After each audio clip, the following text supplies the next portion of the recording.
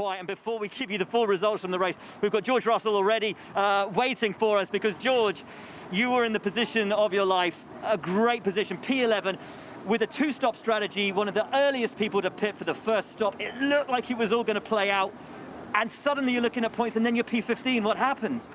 Yeah, I mean, obviously we pitted into the first safety car, so effectively we were on a one-stop, but the tyres just could not hold on anymore. You know, I was pushing to the absolute limit, the tyres were on the limit.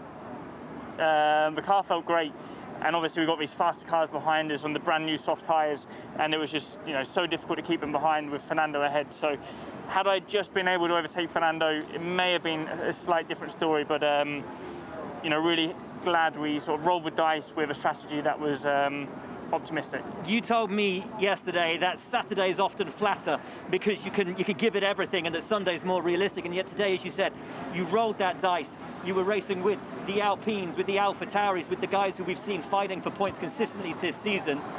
What does that show about the potential on a day when things do come right, that you are there? Yeah, definitely. I mean, when the conditions are calm and consistent, the car really comes into its own, and I just get confidence and can really extract more and more out of the package. So, you know, today was one of those days. It's the best the car has felt all season, and like I said, we were so close. But I mean, it was a proper long shot. You know, just doing a one-stop from lap 1, or effectively lap 2 during the safety car. Sometimes you've got to take those chances, Absolutely. man. Well done. Great job. Thank you for coming on the show, mate. Really, really great drive. It was a great drive from George Russell today. Great drives throughout the field, though. Let's take a look at the full classification at the end of the Spanish Grand Prix, because it is a race that has seen the 100-time pole sitter Lewis Hamilton become the first driver in 2021 to convert a pole into a win. But he had to do it the hard way. Lewis Hamilton is your winner at the end of the Spanish Grand Prix. From Max Verstappen in second and Valtteri Bottas in third, we will explain exactly how that went down in a few moments. Charles Leclerc came home a wonderful fourth with Sergio Perez in fifth. Then Daniel Ricciardo, a great drive from him in sixth, ahead of Carlos Sainz. Lando Norris, Esteban Ocon running a one-stop to ninth. Then Pierre Gasly in 10th, and seemingly unhappy after the race, and I'm not entirely sure why. P11, Lance Stroll, Kimi Räikkönen P12, then Vettel 13th, George Russell in 14th, Giovinazzi, Latifi, Alonso, Schumacher, Mazepin, Yuki Tsunoda, having what seemed to be a car shutdown or an engine failure early on in the race, bringing out the safety car. Max Verstappen with the fastest lap of the day, and we have Lance Stroll waiting, standing by to talk to us. Lance, just narrowly outside the points today, but a battling drive in a car which looked like, and I don't want to put words in your mouth, but it looked like it was back in that mix for points again. Yeah, it was definitely a very exciting race. You know, some good battles on track with Alonso, and yeah, very action-packed race. But I don't think we had the pace today to score points. The AlphaTauri was much faster than the last laps. Can you feel a step forward, though, from where you were in Portimao, and understanding perhaps of the new package that you have on the car to give you some positivity moving forward? Yeah, I mean, you know, we brought some upgrades in Portimao, but we're finishing around these positions so far this season, so there's still some work to do to catch the guys in front. It was a great drive from you today. Well done, Lance. Thanks for coming on the show. Pietro, let's bring you into the show, my man. It was, as we said, a race of strategy. A race where Lewis Hamilton had to put in the drive, because at the start, it looked like this was going to be Max Verstappen's day. Yeah, I agree with that, because I think here in Barcelona, it's a difficult place to pass. I thought, you know, the Red Bulls and the Mercedes were equally matched in the race. Before the race started, that's what I thought, you know, that they were going to have equal pace. So in my perspective, I was like, whoever takes the lead from the first lap, so the start's extremely important, whoever takes the lead is going to be able to control the race. And that wasn't the case. I mean, Verstappen took the lead, and then Hamilton was behind him, and he was able to stick there for a long time. And when you're able to follow the car for that long, within a second, 1.5 seconds, you know that the car's pace is good, because usually you can't. You wear out the tire, then you start dropping off. You go from 1 second to a second and a half, 2 seconds, and then you can't stick. But Hamilton was able to, and then he was just able to overtake him at the end of the race. Fascinating. It looked like it was going to be a one-stop race. Max Verstappen came in. We're used to seeing Red Bull pull out a sub-2 second stop. It went wrong. It was a 4 second plus stop for them. But fascinatingly, Mercedes didn't react. Had they pitted Lewis Hamilton then, they would have taken the lead. But ultimately, was that the moment when they won the race? Yeah, I mean, because they had a 4-second stop, and then Mercedes didn't take advantage of that, but they ended up pitting Hamilton later and ended up doing a 2-stop where Verstappen opted out to do a, almost basically one stop less until he pitted at the end. So they just had two different strategies. But I was surprised, as you said, when they had that slow stop. I was like, oh, if Hamilton pits now, they're going to be able to overtake him easily. It's the ultimate evidence, isn't it, that sometimes it's easier being the hunter than the hunted. By Lewis actually staying behind and pitting later, he was able to hunt him down, hold him in his sights, and the team say, right, what are we going to do? Do we think we can pass him on pace, or do we pit for the fresher tyres, catch him back up and pass him? And as it turned out, they pitted, another set of mediums on the car, and at that point, Lewis Hamilton running 2 seconds a lap quicker, Yeah. 22 laps to run, 22 seconds the gap, but Lewis pulling in 2 seconds a lap. Yeah, and that's always a risk, because once you make that pit stop, you're committed to, we need to run about 2 seconds quicker than the car ahead to be able to make the pass. You got 20 laps to do it. You need to run at this pace. So it's always a risk, but they were confident. They knew they had the pace to do it. And I actually wasn't expecting Verstappen to go that long. No. I thought he was going to stop, but they ended up doing it, and it was almost like a, long shot, but But what didn't was work out. fascinating at the end is Max is telling the team, there's no way I can do this on the tyres. No way I can do this on the tyres. With about 15 laps to go, you think, will they pull him in for the softs? But they waited until he'd been passed by Lewis, then pull him in for the softs to try and get that fastest lap. But at that point on the softs, he's 3 seconds a lap quicker. Had they pulled him in 15 laps, I mean, look, if ifs and buts were Yeah. candy and nuts, we'd all have a Merry Christmas. But it's a 2-second advantage in favor of Lewis. It could have been a 3-second advantage in favor of Max. Those permutations are just constantly moving the dial. Yeah, I think that once they committed to that going long, they kind of were like, we need to try to do it, because even if we stop now, it's going to be even worse, Yeah. because Hamilton had already cut the gap by quite a bit. For them to stop and then try to recover was going to be difficult. So they were like, we committed to this, and I think they tried to go and see if something happened, and it didn't, unfortunately for him. It was absolutely fascinating race today. Ultimately, the strategy not really playing out. Obviously, you racing in IndyCar. One of your contemporaries over there, Graham Rahal, put an interesting tweet out saying, today was an example of an engineer not fully taking in what a driver was relaying about his tyres in terms of Max and Red Bull's strategy. Would you go along with that?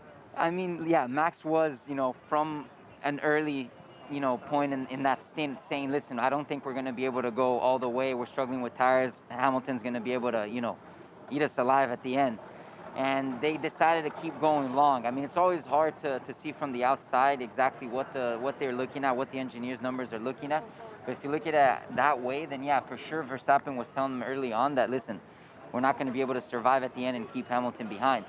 But for whatever reason, Red Bull decided to commit to that strategy to the end of the race. Fascinating stuff. Now, as we were saying at the top of the show today, actually at the top of the day, this was a day when Ferrari had both their cars starting ahead of the two McLarens. It was a day when Ferrari needed to maximize the opportunity presented to them. Charles Leclerc at one point looking at a podium, couldn't quite pull that home, but 4th place for Charles on the road. A great day in his office for Charles Leclerc at Ferrari. Well, that was a beautiful overtake on Valtteri Bottas. Just talk me through the start.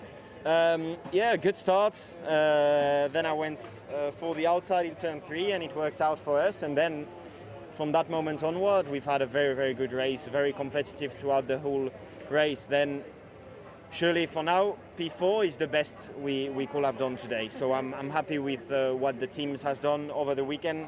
We should be happy in moments like this, and now we need to just work more and to improve the car and fight for that.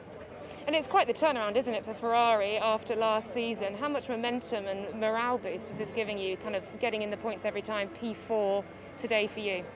Yeah, it just feels very good, because it means that everything we do, every directions we've taken so far in terms of development is the right one, and we can show it on track. So yeah, it's always a good feeling, and I'm pretty sure that everyone in Maranello is happy to see the results on track. Thank you, Charles. Thank you. Well done. Critical day for Ferrari in their battle with McLaren in the Constructors' Championship. As you said, they didn't maximise their opportunities in Portimao 1 week ago. They did today. Leclerc in 4th, ahead of Ricciardo in 6th. Sainz in 7th, ahead of Norris in 8th. A really important day for Ferrari. Yeah, it was very important. And, Leclerc at the end, I think it would have been difficult for him to get on the podium. Bottas was just was quicker there, but he was running P3 for a while there, you know, till Bottas overtook him. So I think they're showing much improved from last year. I mean, all these races this year, it's a big step from where they were last year, without a doubt. An interesting day for Valtteri Bottas, conversely. Early on in the race, had Leclerc ahead of him, couldn't make the move, couldn't get past him, had to do it in the pits. Again, when we talk about strategy, interesting that Ferrari didn't decide to bring in Leclerc immediately after Bottas had pitted. Yeah, I mean, it's so hard to judge these strategies, especially like races like this where, you know, there's some teams that are going to try to go for a one-stop. You know how George was trying there at the end, because he was like P16, P17 for a while. All the cars pitted, and he jumped up to P10, P11. And then at the end, he almost like held on. So it's hard to like look at the strategies, you know, because there's, especially race like this, you got a two-stop, you got a one-stop. So it's always so difficult to see. Danny Rick. Well, here is Daniel Ricciardo. Hello. Hello. A great drive, man. Today, P6 at the checkered flag. I said yesterday after qualifying, we talked about it, I was like, was yesterday the breakthrough? Is today the breakthrough? Can we stand here and say you're closer, you're there with the car? I'm getting there. I'm not trying to like keep some cards in my pocket and just be like, yeah, but there's certainly moments in the race where I felt like, oh, you know, like I got that corner right and I kind of executed it well. And then other moments where, you know, I lock a front or I lose the rear and I'm like, and these are still just little small details which I'm still trying to perfect and I'm getting there. But it was a step forward this weekend. I think from quali to race, it was a more consistent kind of higher pace. So I'll definitely leave here smiling. It's a really tricky day today for all you guys in terms of race strategy. How much was it being called on the fly? A lot, yeah, a lot. It was funny because the safety car early on, you know, you'd think that might help the one stop, you know, save the tires for a few laps, but it looked like a few cars started to pit earlier, kind of early out of the one stop window, and it kind of forced us to readjust a little. And yeah, in the end, the two stop was the best race for us, and the team for the second stop called me in very late, but it was definitely the right call, and that was where we managed to hold off Carlos. Lovely stuff. Appreciate you coming on the show, man. Great drive. Well done. Worries. We'll see you in Monaco in a couple of weeks, Daniel. Thank you, buddy. Great drive from him. As he was saying, strategy being decided on the fly today, and I know that Sam Collins is somewhere in the paddock at the moment, because Sam will want to talk to us definitely about strategy, how it played out, how those tires worked out, and actually I think he's down at Pirelli. Sam, a fascinating day. Strategy, as the guys are saying, as we've been saying, really was what it was all about today. I love races like we had today, Will, because it's just wonderful to have all those trial strategies playing out. Coming into the race, I was talking to Mario Sola, and he was saying, oh, it's definitely a two-stop. Our data said it was definitely a one-stop. Turned out it was sort of both. But while there's a huge, great strategic fight at the front of the field, I wanted to talk a little bit more about a battle that we didn't see very much of at the back of the field. But where I was stood, you could see it playing out wonderfully. And it started off with an Alfa Romeo coming into the pits, trying something a little bit odd under safety car on the strategy. They wanted to go from the east, and basically the pit stop went a bit wrong. They tried to bring out a new medium tyre. Turned out they'd forgotten to put air in that tyre, or why there wasn't air in, I'm not sure. But that tyre on the Alfa Romeo wasn't really ready to go on the car.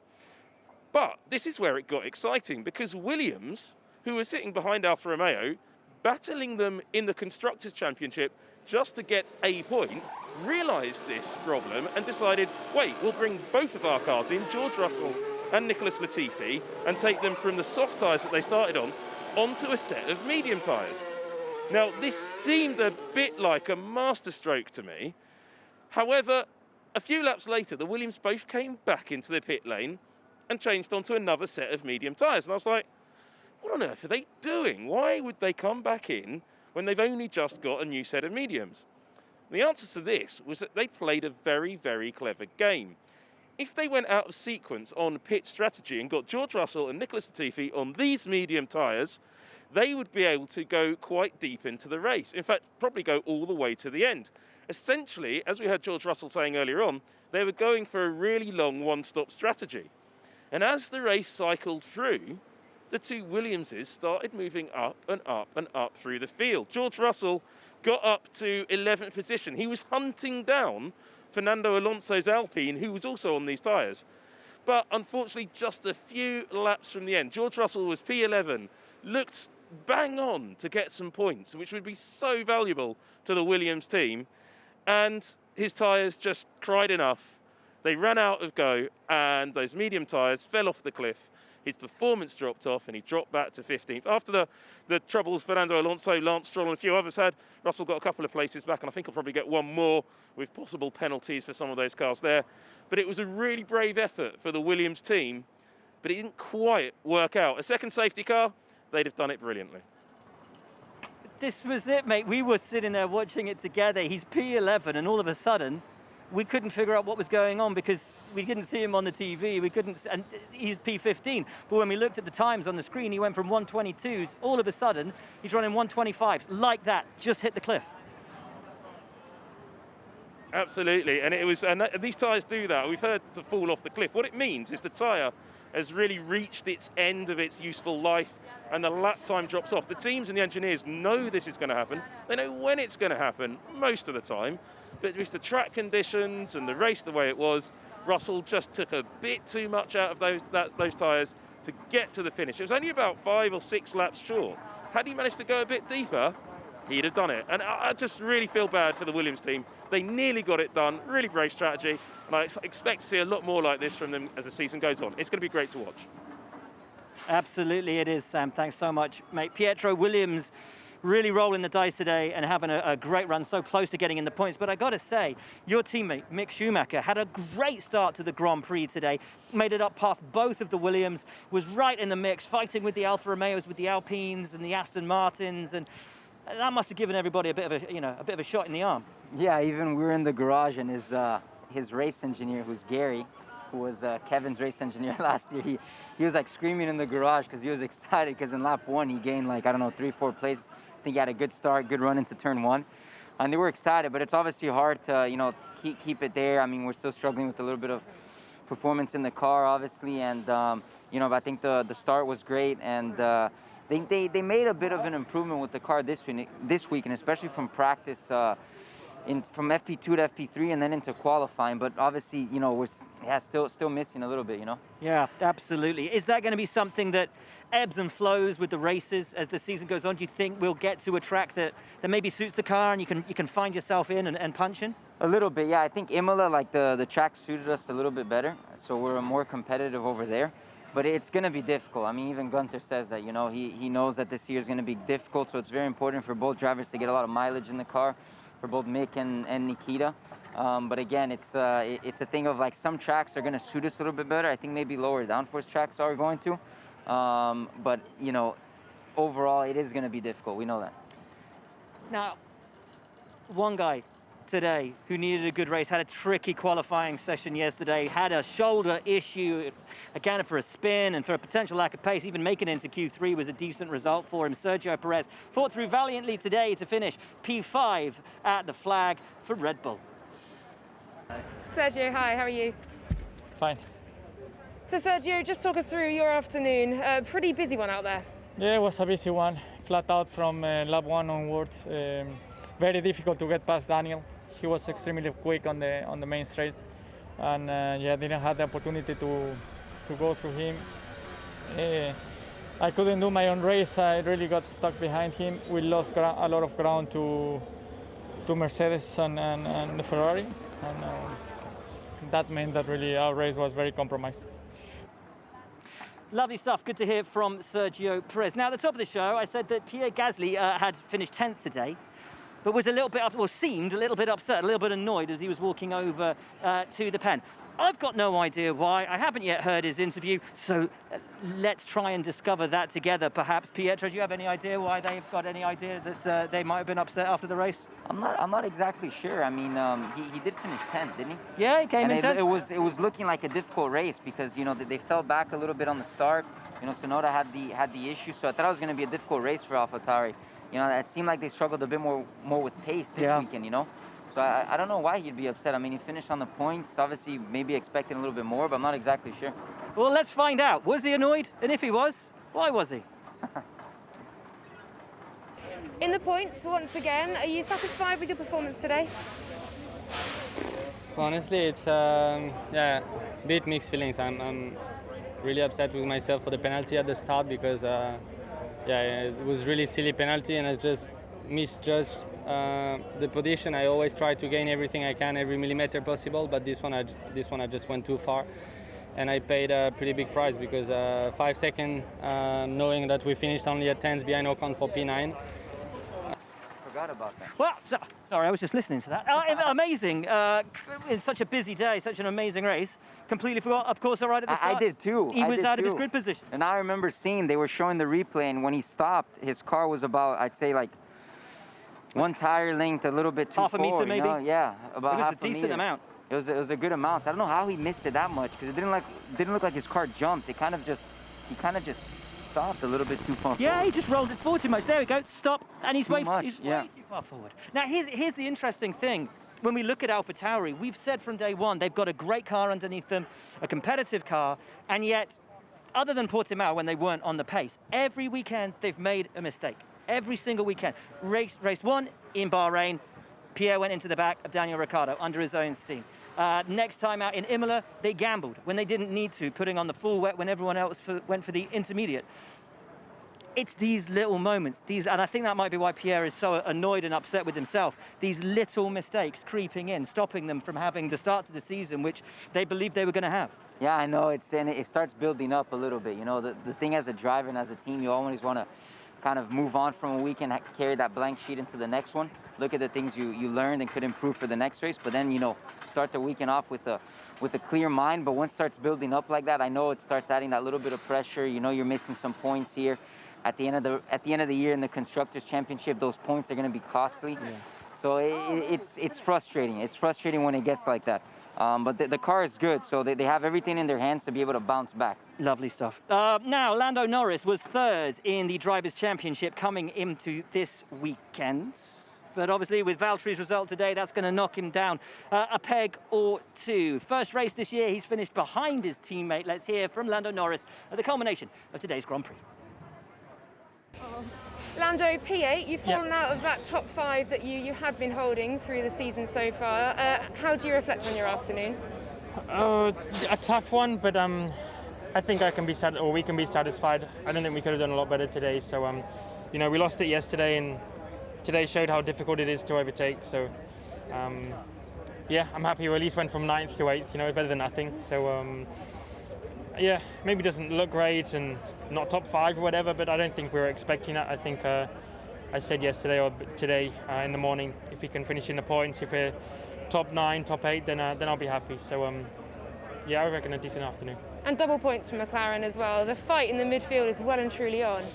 Yes, no, it's nice. You know, Daniel's up there and he was competitive all weekend, so it's cool and definitely helps us out as a team. So, yeah, good to see him up there, and definitely allows us to fight a bit more with the Ferraris, who are very fast today, definitely quicker than us. So weekends like today, and or days like today, are when we need those double points finishes and good points as a team, even when we struggle a little bit. And yeah, that's what will definitely help us out at the end of the season. So a decent weekend from us, I reckon. Thanks, Lando. On to Monaco.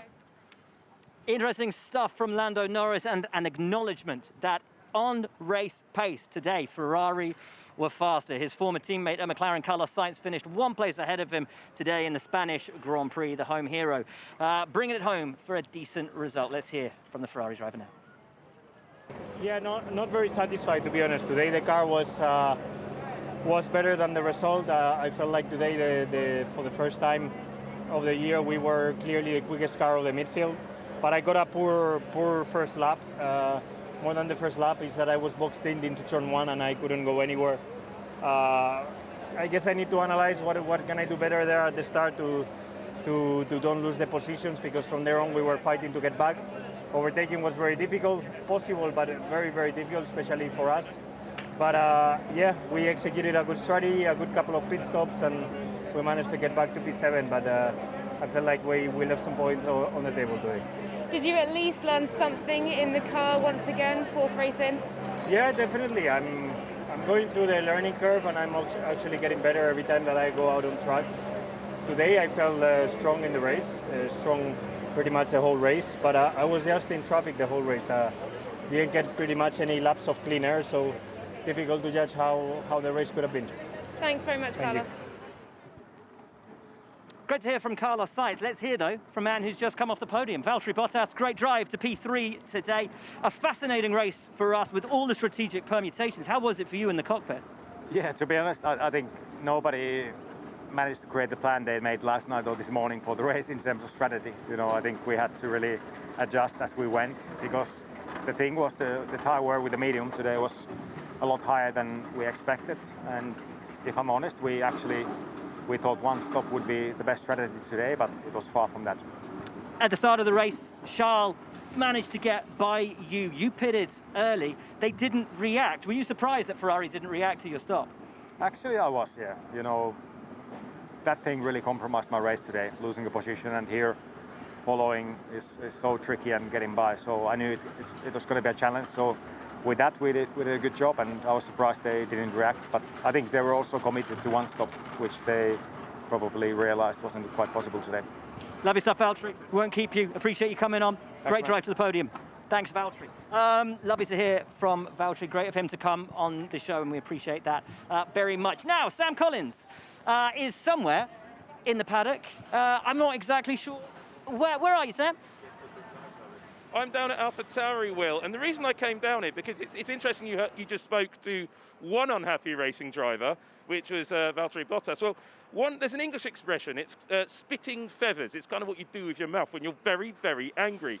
And Pierre Gasly, when he got out of the car, I was just down there at the back of the pit garage, he was furious about something. I'm not quite sure what. But the team have had a really bad day. Yuki Tsunoda retired right at the start of the Grand Prix with some sort of fuel pressure issue. The team don't know exactly what caused it or why the fuel pressure issue happened. But the problem was the car just stopped, essentially. You could see the details on the steering wheel of his car that something had gone very much awry. The team are waiting to get the car back, and then the Honda and the AlphaTauri engineers will be pulling that apart. So he's had some issues with that.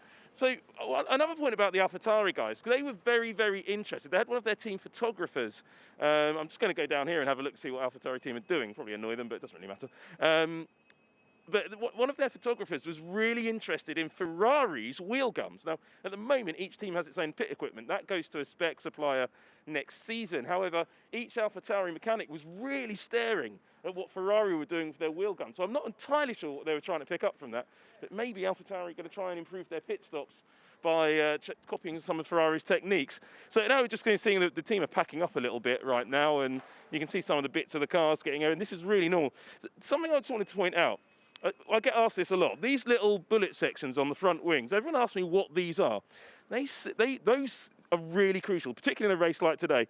They shoot back towards the tyre. They fire little beams of light or lasers out, and they just tyre pressure sensors, or tyre temperature sensors rather, and they're looking back at the front tyres. You'll see ones on the rear floor that do the same. Something else that's really crucial that doesn't really get spoken about enough are these. It's this. This is the racing fuel. This is purpose-built racing fuel for the Honda RA621H power unit, but the V6 bit of it. But that fuel has been so finely tuned. But there's a big change coming next year in Formula One. They're going to adopt a biological fuel, a biofuel for the sport. I mean, at the moment, it's only about 5 or 10% in there, and that percentage is increasing. It's doubling. And Honda are having to do a lot of work on trying to make that work. And if you come around here, let's have a look down there. You can just see all the bits of bodywork. This is what happens after a Grand Prix. The team come and pull everything apart. And you can just see almost it looks like a complete rear end of an AlphaTauri. It's not. The Yuki Tsunoda's car is on its way back, but Pierre Gasly's one is downing scrutineering. But that's just all the spare bodywork in case the drivers have a little bit of a mishap. It's a bit busy to get that way. Let's go down to let's see what Ferrari are up to, because from one Italian team to another, I think I predicted Ferrari to be on the podium here in Spain, and actually, they nearly were. Nearly. Not quite. That Mercedes and Red Bull battle, really just a little bit too much for Ferrari right now. But I'm still very curious to see what's going on with their wheel nuts. Here you see some tyres that we've definitely never got to use. It's the wets. But down there you can see what happens. So a lot of the teams with their tyres, they take all of these tyres and they just sort of, they have to give them all back to Pirelli, because if the teams are allowed to keep their tyres, The teams are basically not to be trusted with things like that, and they would go off and possibly go and do their own analysis and testing on them. This is quite interesting. So you can see the race-used tyres now coming off the car. Fairly new set of soft tyres there, not really much running, but they're coming out of the tyre blankets. Now look at the way the wheel nut doesn't fall off. Those are the captive wheel nuts that each car has. So you see it will wobble around when the mechanic puts it. Let me go and have a closer look. And just have a closer look down here, the mechanic won't mind. So you've got, in there, you've got the wheel nut, which will wobble around. It's really hot after this. And then you've got the tyre pressure monitoring system built in there. And that's the rear tyre. So, Will, this sort of stuff, I could go on for hours about it. I'm absolutely fascinated by it, but I'm going to come back to you because otherwise I'll bore everybody at home. You're not boring anybody, mate. Can you come back every week and do this? Absolutely brilliant. I'm not sure AlphaTauri and Ferrari are going to want you back every week, but we certainly do, mate. Thank you for that. Beautiful stuff from Sam down in the paddock, giving us the view that you always get of what goes into a Grand Prix weekend, of course, being a part of the team, but it's wonderful for us to get behind the scenes. Now, let's hear from home hero Fernando Alonso and his teammate Esteban Ocon. It was almost a double points haul for Alpine today. Not quite to be for Alonso, but a one-stop race for Esteban Ocon, somehow making it work. Great day's drive from the Frenchman. Esteban, P5, you came out P9. Reflect on your afternoon for us. Yes, it's been a little bit less good than qualifying, obviously, that race. I think we were lacking a little bit of pace compared to the Ferrari and the McLaren, so we have a bit more work to do on that. Also, the strategy to keep, in the end, the tires was very difficult, for both of us, I think. And so a few things we have to review on that race, but I think we are leaving with a positive note, is that the pace has increased. We are a lot faster than we were. And, overall, all that is very positive for Monaco, and I look forward to go there. And for both of you, Alpine have really taken another step on here, certainly in qualifying at least, even if the results didn't quite go your way today. How exciting, how fun is it to be in the midst of the front of the midfield in the fight? It is. I think after Portimao we didn't know if it was a track specific or it was a real improvement on the car, and here we confirmed that we are going in the right direction. And as you said, I think we felt more competitive here, and it is good, and it's a different race when you're fighting up in the front. So yeah, we want more. We will not stop here, and hopefully more to come in Monaco. And Fernando, for you were very much pushing up into the points before that incident with Lance Stroll, and a lot of traffic at that point as well. Talk us through what happened. I finished highest. I think we were in a very optimistic strategy with one stop, and I knew that they were coming, and I tried to hold 5 or 6 cars behind me for a couple of laps, but it was not enough. And yeah, I rather prefer to risk in a strategy and try to take that point than sit there behind and not scoring. So we were brave today, maybe too brave, but I think there is some work to do in the race pace and tire management, but happy in general with the weekend. And finally, feeling more settled in the car, another step forward in terms of learnings and confidence? I didn't work out too well. For me? For you, Fernando. Yes. Esteban's been in the car a season. Yeah, a little bit more comfortable, but not much. I think there's still some work ongoing in terms of different driving style, different things that we are trying to set up for me specifically on the car. And let's see. I have some homework to do for sure. Lovely to hear from the Alpine boys. Now, let's hear from the top 2 drivers of this season and of this race. There's barely anything between them in the Grand Prix, so let's not put anything between them right now. Coming first your way, Max Verstappen, then your race winner, Lewis Hamilton. Max, P2 for you today. It was a brilliant start, though, getting the better of Lewis on turn 1. Talk us through that to start with. Yeah, start was good, the initial launch, and then I got Lewis into turn 1, and from there on I just tried to manage my tires on that first stint, but still it seemed like we just had a bit worse degradation compared to them, so we pitted, and it was a bit of a miscommunication in the pit stop. I thought I had to pit that lap, but clearly it wasn't that lap, but luckily the mechanics were still very quick to react with the tires. And then from there onwards on the mediums, they clearly have more pace. I mean, you can push a bit harder on these tires compared to the soft, and he could stay within 1 second, 1.2 seconds all the time. And basically then of course they had a free stop behind and they took it, and then from there onwards I was just a sitting duck to the end. And hindsight's a wonderful thing, but do you feel perhaps you could have gone onto the softs a little earlier in the race and perhaps tried to chase Lewis down? No, I mean, once he made that second stop, I knew that I could not pit again. Of course, then he passed me in the end of the race, and then we were like, okay, let's go for the fast lap, which worked out this time. But yeah, it's tough, you know, when you're up there in the front and the two Mercedes cars are behind you again, and yeah, they basically can choose their strategy. And fans, media alike are absolutely loving the fight between you and Lewis Hamilton. Is it as much fun out there on the track as it is to watch? It's all right, but I wish it was a bit closer because I felt a bit powerless today. Thanks very much, Max. On to Monaco. Well, Lewis, you got it done, your 98th win, but you did it the hard way, didn't you? A two-stop strategy in the end proved to be the best one. How stressful or fun was it out there for you? It wasn't. It was just 100% fun. Just really enjoyed it. I thought the start was okay, but there was a lot of rubber on the right side, and he got a great start. And I tried to defend, but no, didn't work out. I think then after that, we just focused on trying to get as close as I could, which was very difficult, and make the tires last at the same time. But I think tire management was really nice. So I'm really proud of that, and fantastic effort with fantastic job by the team with strategy. Your 5th consecutive win here at Spain as well. You clearly love this track and it loves you back. Yeah, I tend to go really well here, and I seem to be able to. My balance today was spot on. It wasn't great for qualifying, but it was great for the race. And I think it's a race that I seem to be able to race really well at. You know, for a track that's very hard to follow, I'm able to get, you know, I was within 1.2 seconds of Max, even though he had clean air. So definitely has been a good racing ground for me, and I'm grateful for it. The fans have been treated yet again to the most epic battle between you and Max Verstappen. How much are you enjoying this fight, this title fight? I love it. I mean, honestly, I love it. I'm really enjoying the battle with him. We're learning a lot about one another and each other's cars, I'm sure, and the way we battle. And you know, turn one is always exciting between us. So, but there's good respect there, and long may it continue. And on to Monaco. One word on that. Monaco, it's going to be a tough one. Thanks, Lewis. Congratulations.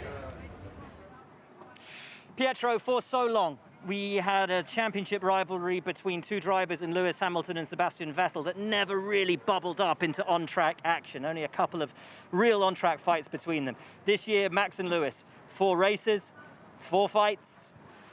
It's been great fun. How good is it for us, just as fans of the sport, to see the top two fighting it out wheel to wheel, week in, week out? It's what we always wanted, you know, going into the first corner, knowing that there's a championship on the line, knowing that both of them can be running, you know, close to each other to the end of the championship, and fighting every time, you know, for qualifying, for the pole position, for whoever's going to lead the first lap of the race, who's going to start better.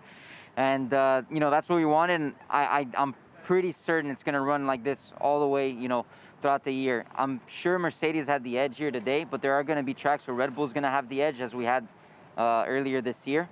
But it's going to be like that. And then those races where they're very even is going to be the ones that are going to be the more exciting ones. So I'm sure it's going to be a contention for the championship all the way to the end. And hopefully next year with the regulations, you won't have just 2 or 3 drivers, you know, fighting for the world championship. You'll have maybe 7, 8, 10. That'd be ideal. That'd be amazing. Incredible. Absolutely incredible. Believe it or not, we're pretty much a 5th of the way through this championship season. Let's take a look at where the drivers sit after 4 rounds of the 2021 World Championship. Lewis Hamilton is, of course, your championship leader at the top of the standings on 94 points, 14 points ahead of Max Verstappen. That point for fastest lap today, helping him keep in touch. Valtteri Bottas moves up to 3rd on 47 with Lando Norris, now down to 4th on 41, 1 point ahead of Charles Leclerc with a great result in 4th today. Sergio Perez sits 6th ahead of Daniel Ricciardo and Carlos Sainz. Esteban Ocon with 10 points, just ahead of Pierre Gasly, 10th on 8.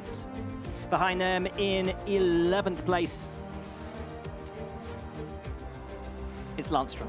On 5, the same number as Fernando Alonso, then Tsunoda, and with the final 2 points, then Raikkonen, Giovinazzi, Vettel and Russell, Schumacher, Latifi, Mazepin, yet to put a point on the board.